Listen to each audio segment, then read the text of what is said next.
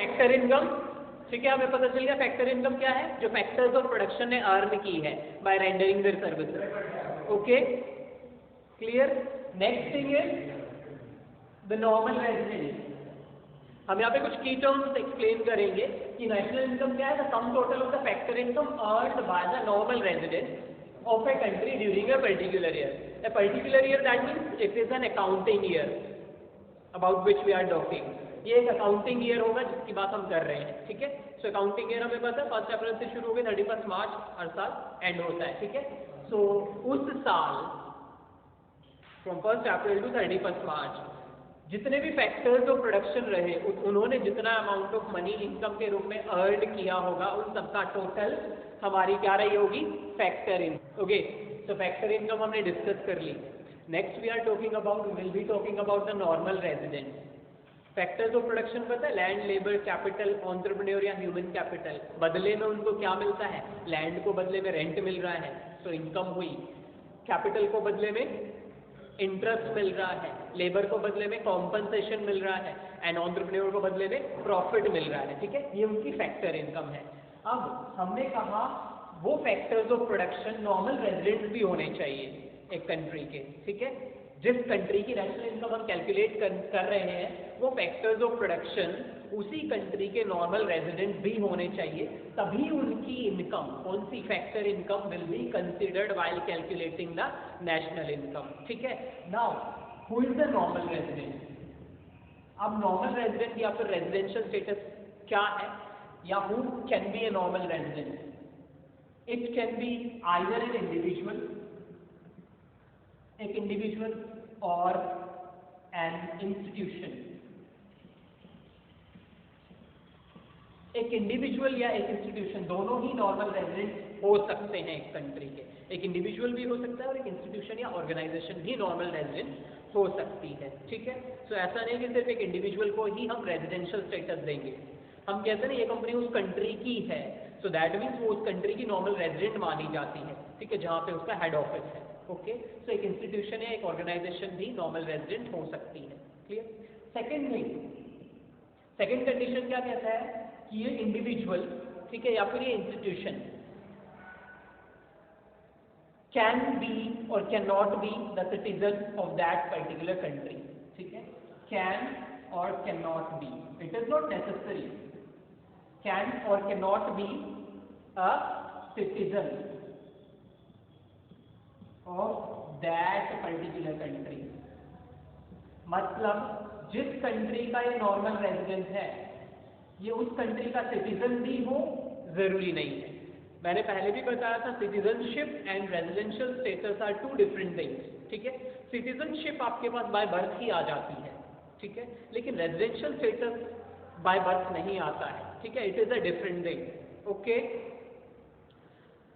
सो residential status के लिए हम किस चीज को कंसिडर करते हैं, the condition for a resident, sorry, for an individual to be a resident is that the person or that individual should live or reside in that country for 1 or more years. उस individual को उस country में 1 साल या 1 साल से ज्यादा रहते हुए हो चुका हो, ठीक है, या वो 1 साल से वहां रह रहा है, 1 साल से ज्यादा टाइम से वहां रह रहा है, तो उस कंट्री का वो क्या मान लिया जाएगा, नॉर्मल रेजिडेंट मान लिया जाएगा। जरूरी नहीं है कि वो उस कंट्री का सिटीजन भी है, सिटीजनशिप नहीं है, लेकिन 1 साल या 2 साल से वहां पे रह रहा है, ठीक है, तो उस कंट्री का वो नॉर्मल रेजिडेंट माना जाएगा, ठीक है। For example Indian citizen working in USA और वर्किंग इन लाइक चाइना और जापान, ठीक है, सो वहाँ पे 2 साल से जॉब कर रहा है लेकिन सिटीजन इंडिया का है, ठीक है, तो 2 साल से रह रहा है। हमने कहा 1 या 1 साल से ज्यादा वहाँ पे रहता हुआ होना चाहिए, ठीक है। The individual should live or reside in that particular country for 1 or more than 1 year to be the normal resident of that country. उस कंट्री का नॉर्मल रेजिडेंट होने के लिए उसे उस कंट्री में 1 साल या 1 साल से ज्यादा रहते हुए होना चाहिए। सेकेंड कंडीशन इज हिज और हर, सेकेंड कंडीशन नॉर्मल रेजिडेंट के लिए, दैट हिज और हर इकोनॉमिक इंटरेस्ट या centre of economic interest is also live in that country. कौन सी कंट्री? जिसमें वो रह रहा है, 1 साल या 1 साल से ज्यादा से उस कंट्री में रह रहा है और उसका सेंटर ऑफ इकोनॉमिक इंटरेस्ट भी वही लाई करता है। सेंटर ऑफ इकोनॉमिक इंटरेस्ट का मतलब है वो वही कमाता है और वही खर्च भी करता है। That means earning and expenditure, ठीक है, या investment, okay, production and consumption, कुछ भी ले सकते हो। मोर सिंपली बोले तो कमा भी वही रहा है और खर्च भी वही कर रहा है, उसे हम कहते हैं सेंटर ऑफ इकोनॉमिक इंटरेस्ट, ठीक है। वही कमा रहा है, वहां पे खर्च भी कर रहा है, मतलब अपनी जरूरतें वहीं से पूरी कर रहा है, तो मतलब खर्च भी वही कर रहा है, ठीक है।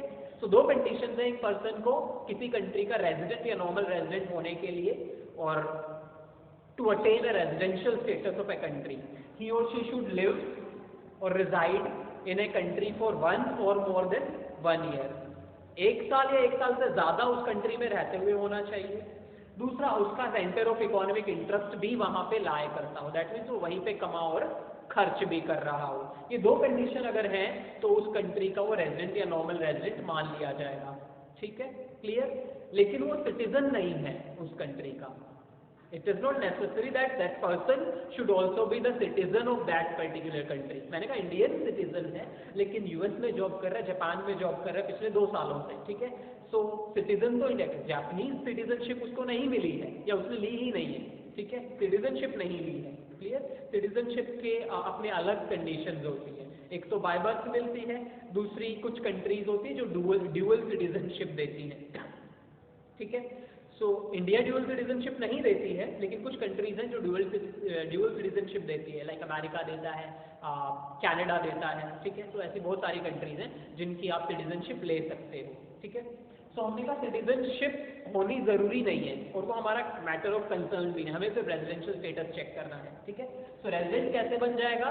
जब वो 1 साल या 1 साल से ज्यादा वहां पे रह रहा हो और वहीं पे कमा और खर्च भी रहा हो, ठीक है। सो दिस वुड बी, और that person would be considered as a normal resident, ठीक है, क्लियर। इसको हम नॉर्मल रेजिडेंट कहेंगे। नाउ द पॉइंट इज कि किनको हम नॉर्मल रेजिडेंट मानेंगे और किनको नॉर्मल रेजिडेंट नहीं मानेंगे, ठीक है। अब हमने 2 कंडीशन तो देख ली कि ऐसा होना चाहिए। अब कुछ ऐसे पॉइंट्स भी आते हैं, ठीक है, जो इन कंडीशंस को डिफाइन करते हैं या इनको मीन वो कंडीशंस इन पे लागू नहीं होती।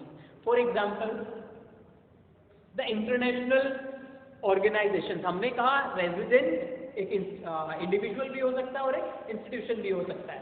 सो द इंटरनेशनल ऑर्गेनाइजेशन जो किसी पर्टिकुलर कंट्री की नहीं है, इंटरनेशनल ऑर्गेनाइजेशन और institution like IMF, world bank, WTO, UNICEF, UNESCO, ठीक है, इंटरनेशनल ऑर्गेनाइजेशन है जो किसी पर्टिकुलर कंट्री की नहीं है, पूरे वर्ल्ड के ऊपर अपनी पॉलिसीज बनाती हैं या फिर इम्प्लीमेंट करती हैं, उनके लिए काम करती है, किसी एक पर्टिकुलर कंट्री की ऑर्गेनाइजेशन नहीं है, ठीक है। लेकिन इनका हेड ऑफिस किसी न किसी पर्टिकुलर कंट्री में रहा होगा या है, ठीक है। लाइक WTO का हेड ऑफिस जो है जिनेवा में, स्विट्जरलैंड में, तो हम ये नहीं कहेंगे कि WTO जो है स्विट्जरलैंड की कंपनी है, ऑर्गेनाइजेशन है या नॉर्मल रेजिडेंट है, ठीक है। सो ये जो इंटरनेशनल ऑर्गेनाइजेशन है, ठीक है, जो बहुत सारी हैं, IMF, world bank, world trade organization, UNESCO, UNICEF, ठीक है, UNO, ओके। तो ये किसी पर्टिकुलर कंट्री की नॉर्मल रेजिडेंट नहीं होती है, ठीक है, क्लियर। तो जो इंटरनेशनल ऑर्गेनाइजेशन है, whether they are having their headquarters or head offices in a particular country, but they will not be treated or considered as the normal resident of that particular country। जिनमें इनका head office है, headquarter है, उस particular country की normal resident नहीं मानी जाएंगे। Basically कहा जाए तो ये किसी पर्टिकुलर कंट्री की नॉर्मल रेजिडेंट होती ही नहीं है, ठीक है, इनके ऊपर रेजिडेंशियल स्टेटस अप्लाई नहीं होता है, ठीक है, क्योंकि ये इंटरनेशनल ऑर्गेनाइजेशन है, okay. But the persons working in these or such organizations, working in these organizations, वो लोग, ठीक है, जो इन ऑर्गेनाइजेशन में कोई तो काम करते होंगे, ठीक है, अमेरिकन भी करते होंगे, जापानीज भी करते होंगे, चाइनीज भी, इंडियन भी, पाकिस्तानी भी, ठीक है, क्लियर। IMF में, वर्ल्ड बैंक में, लाइक WTO में एम्प्लॉइज तो होंगे, ऑल ओवर द वर्ल्ड होंगे वो, ठीक है, हर कंट्री से होंगे मे बी, क्लियर। तो वो लोग जो इन ऑर्गेनाइजेशंस में काम कर रहे हैं, चाहे किसी भी इनके रीजनल ऑफिस में करते हो, चाहे इनके हेड ऑफिस में करते हैं, ठीक है, वो पर्सन उस कंट्री के नॉर्मल रेजिडेंट्स होंगे to which they belong. The persons working in these organizations will be the NR, normal resident, okay, will be the normal resident of the country or of the country to which they belong. मतलब सीधा सीधा मैं बोलूं, जिस country के वो citizen हैं, ठीक है, जो इन ऑर्गेनाइजेशन में काम कर रहे हैं, वो जिस कंट्री के सिटीजन हैं, उसी कंट्री के ही नॉर्मल रेजिडेंट भी माने जाएंगे. लाइक इंडियन, कोई इंडियन पर्सन, ठीक है, IMF में प्लेस्ड है, किसी भी एग्जीक्यूटिव पोस्ट पे है, ठीक है, ओके, तो वो इंडिया का रेजिडेंट माना जाएगा, ठीक है, बेशक से वो अमेरिका में हेडक्वार्टर में काम कर रहा है IMF के, ठीक है, लेकिन माना जाएगा वो इंडियन रेजिडेंट, ओके, क्योंकि IMF किसी पर्टिकुलर कंट्री का रेजिडेंशियल स्टेटस बेयर नहीं करती है, ठीक है. सो इन ऑर्गेनाइजेशन में काम करने वाले लोग वहां के रेजिडेंट माने जाएंगे जिस कंट्री से ये बिलोंग करते हैं, ठीक है, समझ आया. Same is the case with the embassies. कुछ इसी तरह का केस जो है एम्बेसीज में अप्लाई होता है, ठीक है. हर कंट्री में फॉरेन एम्बेसीज होती हैं to maintain their trade relation mutually, ठीक है. फॉरेन एम्बेसीज, दूतावास, राजदूत, एम्बेसडर्स होते हैं, ठीक है. सो हर कंट्री में फॉरेन एम्बेसीज होती है. इंडिया में लाइक जापानीज एम्बेसी भी है, चाइनीज भी है, पाकिस्तानी भी है, अमेरिकन भी है, ठीक है, नाइजीरियन भी है. सो बहुत सारी मीन्स एम्बेसीज हैं इंडिया में दूसरी कंट्रीज की, ठीक है. सो वो जो एम्बेसीज हुई और उन एम्बेसीज में जो काम करने वाले लोग हैं, ठीक है. So the person working in the embassies, the persons working in the embassies or the foreign embassies located in India, वो लोग जो फॉरेन एम्बेसीज में काम कर रहे हैं जो कि इंडिया में लोकेटेड है, वो उसी कंट्री के नॉर्मल रेजिडेंट होंगे जिससे वो बिलोंग करते हैं, ठीक है. इंडियन नॉर्मल रेजिडेंट नहीं माने जाएंगे क्योंकि ये एम्बेसीज में, इन एम्बेसीज में, ठीक है, और you can say these embassies are not the part of Indian economic territories. Indian economic territories का पार्ट नहीं है ये. दैट मीन्स हम कहीं आगे जब डोमेस्टिक टेरिटरी हम पढ़ेंगे तो वहां पे आता है ये कॉन्सेप्ट, ठीक है. तो बेसिकली फॉरेन एम्बेसीज की हम बात करें, फॉरेन एम्बेसी, ठीक है, फॉरेन एम्बेसी उस कंट्री की नॉर्मल रेजिडेंट होगी जिस कंट्री की एम्बेसी. कोरियन एम्बेसी इंडिया में है तो कहाँ की नॉर्मल रेजिडेंट होगी? कोरिया की होगी. उसमें काम करने वाले जो कोरियन एम्प्लॉइज हैं वो कहाँ के नॉर्मल रेजिडेंट होंगे? कोरिया के होंगे, ठीक है, क्लियर. इसी तरीके से Indian embassy located in USA कहाँ की नॉर्मल रेजिडेंट होगी? इंडिया की होगी, और वहाँ पे काम करने वाले इंडियंस इंडिया के नॉर्मल रेजिडेंट होंगे क्योंकि इकोनॉमिक इंटरेस्ट यहाँ पे इंडियन गवर्नमेंट उनको पे कर रही है, ठीक है, clear. So embassies and ambassadors, clear, normal resident कहाँ के होंगे? जिस कंट्री से वो बिलोंग करते हैं, ठीक है. Next, the person who crosses the border daily for work purposes, वो लोग जो डेली बॉर्डर क्रॉस करते हैं वर्क पर्पजेस के लिए. फॉर एग्जांपल ऐसी नेबरिंग कंट्रीज, ठीक है, जिनमें आने जाने की रिस्ट्रिक्शंस नहीं है. फॉर एग्जांपल आपको जहाँ पे आने जाने के लिए या बॉर्डर क्रॉस करने के लिए वीज़ा की ज़रूरत नहीं पड़ती. जैसे इंडिया से नेपाल जाने में आपको वीज़ा की ज़रूरत नहीं पड़ती. दो पाकिस्तान, श्रीलंका, बांग्लादेश में घुसने के लिए पड़ती है, लेकिन आपको नेपाल जाने के लिए वीज़ा की ज़रूरत नहीं पड़ती है. And some places are there, ठीक है, which are adjacent to both the countries. India के कुछ विलेजेस या टाउन्स एंड नेपाल के विलेजेस और टाउन्स काफी क्लोज है, 40, 50, 60, 70 किलोमीटर का उनमें डिस्टेंस है. तो ट्रेड पर्पजेस के लिए, ठीक है, सामान इधर से उधर आता है, जाता है, बेचने जाते हैं या सप्लाई करने जाते हैं डेली बेसिस पे, ठीक है. लाइक आप जाओ तो जो ईस्टर्न यूपी है वहाँ के लोग जो है, ईस्टर्न यूपी के लोग डेली बॉर्डर क्रॉस करते हैं, नेपाल जाते हैं. हाँ, उनका काम ही उधर है, सप्लाई करने जाते होंगे, ठीक है. सो इस तरह की नेबरिंग कंट्रीज बहुत सारी हैं वर्ल्ड में जिनमें कुछ रेस्ट्रिक्शंस नहीं होती बॉर्डर क्रॉस करने के लिए. तो वहाँ पे ट्रेड पर्पजेस के लिए या वर्क पर्पजेस के लिए लोग डेली बॉर्डर क्रॉस करते हैं, ठीक है. Okay, so the persons who are daily crossing the borders of the country for work purposes, okay, जो लोग डेली बॉर्डर क्रॉस करते हैं, जैसे इंडियंस डेली नेपाल में जा रहे हैं किसी वर्क पर्पज के लिए, ठीक है. सो वो इंडिया के नॉर्मल रेजिडेंट्स होंगे, नेपाल के नहीं होंगे, बिकॉज दे आर रिजाइडिंग और living in India for 1 or more than 1 year, ठीक है. वो सिर्फ वर्क पर्पज के लिए वहाँ जा रहे हैं, लेकिन रह यहाँ है. रहने का मतलब है कि उनका जो लाइक घर है वो यहाँ पे है, ठीक है. So they will be considered as the normal resident of the country to which they belong. अगर वो डेली बेसिस पे क्रॉस भी कर रहे हैं बॉर्डर तो उस कंट्री के रेजिडेंट होंगे, नॉर्मल रेजिडेंट जिस कंट्री से वो बिलोंग करते हैं, ठीक है, clear. Next thing, next point है the foreign diplomats or armed forces deployed in other countries for a particular purpose. Foreign diplomats for example foreign ambassadors या फॉरेन ऑफिसर्स, ठीक है, हमारी कंट्री में आते हैं किसी पर्टिकुलर मीटिंग के लिए, ठीक है, लाइक कोई प्रेसिडेंट, किसी कंट्री का प्रेसिडेंट आया, वाइस प्रेसिडेंट आया या चांसलर आया, ठीक है, आते रहते हैं, विजिट करते हैं, ये होते हैं डिप्लोमेट्स, ठीक है. So foreign diplomats, okay, and the one or the person, ठीक है, those who are you can say travelling a country or coming to a country for tourism purpose, ठीक है, फॉर एग्जाम्पल टूरिस्ट, ठीक है, they will be considered as the normal resident of the country to which they belong, ठीक है. So foreign diplomats, क्योंकि वो सिर्फ meeting या पर्टिकुलर कॉन्फ्रेंसेस के लिए आए होंगे कुछ दिनों के लिए, पूरे एक साल तो नहीं रहे होंगे, ठीक है. सो वो उस कंट्री के होंगे नॉर्मल रेजिडेंट जिस कंट्री से बिलोंग करते हैं. टूरिस्ट भी ऐसे ही है, ठीक है, चाहे वो मेडिकल टूरिज्म के लिए आए हो, ट्रीटमेंट के लिए आए हो.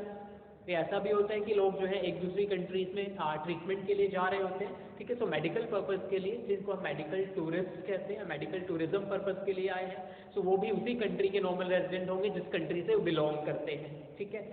And armed forces deployed in other countries, ठीक है, वो आर्म्ड फोर्सेस जो किसी दूसरी कंट्री में डिप्लॉयड है फॉर स्पेशल पर्पजेस, वो आर्म्ड फोर्सेस भी उसी कंट्री की नॉर्मल रेजिडेंट होंगी जिस कंट्री से वो बिलोंग, मतलब जो उनको पे कर रहे हैं. For example Indian armed forces or the armed personal deployed in like Singapore in UN peace keeping force, ठीक है, यूनाइटेड नेशंस की एक पीस कीपिंग फोर्स है जिसमें डिफरेंट कंट्रीज के जो डिफेंस पर्सनल्स हैं वो डिप्लॉय किए जाते हैं मेनली अंडर डेवलप्ड कंट्रीज में, ठीक है, पीस मेंटेन करने के लिए. जो अंडर डेवलप्ड या बैकवर्ड कंट्रीज हैं उनमें यूएन जो है अपनी पीस कीपिंग फोर्स भेजता है जिसमें डिफरेंट कंट्रीज के डिफेंस पर्सनल डिप्लॉयड होते हैं, ठीक है. So suppose Indian defence personnel deployed in Singapore in UN peace keeping force, ठीक है. सो वो माने जाएंगे इंडिया के नॉर्मल रेजिडेंट, ना कि सिंगापुर के, ठीक है. इसी तरीके से अफ्रीकन कंट्रीज में तो most of the African countries में UN peace keeping force deployed है, तो वो अफ्रीकन कंट्रीज के नॉर्मल रेजिडेंट नहीं होंगे, इंडिया के होंगे या उस कंट्री के होंगे जिस कंट्री की वो आर्म्ड फोर्सेज है, ठीक है. Clear. So basically normal resident के लिए हमें वो नॉर्मल रेजिडेंशियल स्टेटस की कंडीशन जो एक साल से ज़्यादा या एक साल से ज़्यादा रहा हो और उसका सेंटर ऑफ इकोनॉमिक इंटरेस्ट वहाँ पे लाए करता हो, ठीक है. सो वो कौन होंगे, उस कंट्री के नॉर्मल रेजिडेंट होंगे. बाकी हमने जितने भी एग्जाम्पल देखे दोनों कंडीशन फुलफिल नहीं हो रही थी जिस भी एग्जाम्पल में हमने देखा, ठीक है. क्लियर. सो ये था normal resident of a country. उनकी फैक्टर इनकम को ही हम नेशनल इनकम कैलकुलेट करने के लिए कंसीडर करेंगे. नेक्स्ट आता है हमारे पास domestic territory. Domestic and national concept में डोमेस्टिक टेरिटरी क्या होती है, जैसे हमने नॉर्मल रेजिडेंट यहाँ पे पढ़ा ना, the sum total of the factor income earned by the normal resident, ठीक है, ऑफ ए कंट्री. तो एक कंट्री के नॉर्मल रेजिडेंट होने चाहिए, तो कंट्री की डोमेस्टिक टेरिटरी के अंदर रहते हुए अर्न किया गया हो, ठीक है. सो वो डोमेस्टिक टेरिटरी क्या होती है, डोमेस्टिक टेरिटरी का मतलब यहाँ पे इकोनॉमिक टेरिटरीज है, ठीक है, which is far beyond the geographical territories. Economic territories geographical territories से कहीं ज़्यादा बड़ी है, ठीक है. ज्योग्राफिकल टेरिटरीज तो हम समझते हैं जो ज्योग्राफिकल बाउंड्रीज हैं, इंडिया का मैप बना हुआ है, ठीक है, लाइक वो geographical map like geographical boundaries दिखाता है वो, ठीक है. लेकिन इकोनॉमिक बाउंड्रीज सिर्फ उन ज्योग्राफिकल बाउंड्रीज या टेरिटरीज तक लिमिटेड नहीं है, ठीक है, not concentrated to the geographical boundaries. हम यहाँ पे इकोनॉमिक टेरिटरी की बात करते हैं while talking about the domestic concept. ये डोमेस्टिक इनकम होगी तो उसमें इकोनॉमिक टेरिटरी की बात हो रही है. इकोनॉमिक टेरिटरी क्या है, economic territory includes the boundaries, वो बाउंड्री जिनमें हमारा पॉलिटिकल कंट्रोल होता है, ठीक है, the boundaries which are within the political frontiers of the country, ठीक है, जहाँ पे हमारी कंट्री की पॉलिटिकल पावर्स चलती हैं, ठीक है, जिन बाउंड्रीज के अंदर उनको हम इकोनॉमिक टेरिटरी कहते हैं, जिसमें क्या आ जाता है, ज्योग्राफिकल बाउंड्री, हमारी कंट्री के किसी भी स्टेट किसी भी सिटी, ठीक है, सारी पॉलिटिकल पावर्स के अंडर आता है, गवर्नमेंट कंट्रोल करती है उनको, ठीक है. क्लियर. International water body,